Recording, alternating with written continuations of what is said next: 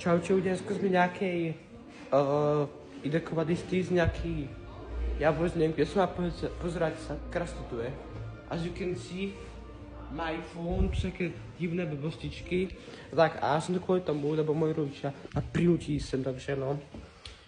Tak a napsat jsem moje jméno, takže let's go. As you can see, oh my god, dostanem copyright.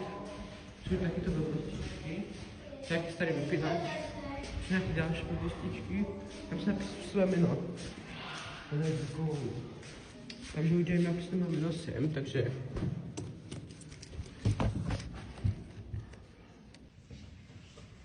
Lepší. A jsou tu nějaké blbostičky. A další.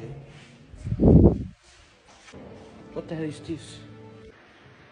Tu jsou nějaké další blbostičky, jdou stát. A výhled velmi krásný.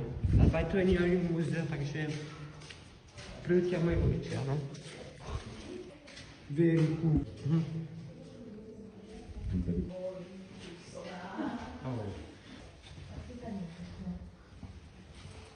Stromčky začínají. Look. Oh my goodness. You see that? I'm here.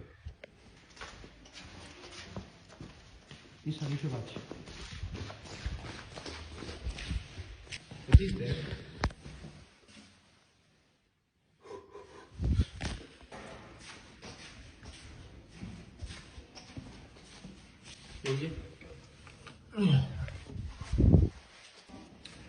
Takže už za několik minut to končí, takže už se extrémně těším a to je všechno. A pojďme ještě na nějaké restaurace, takže to já můžu, no. Takže je tu nějaká pivnice, kde prodají stis. Oh. That looks good. Taký generátor. Nějaká stis. Nějaké lampičky. Nějaké dveře. Můžu vidět, co toto, co bych tam stedl a tak, a to je východ. Takže ten východ je zavřetý a jsou nějaké ještě další věci, musím pozřít. Možná někdo z hůry, nějaké věci. A musík. Oh, what is this?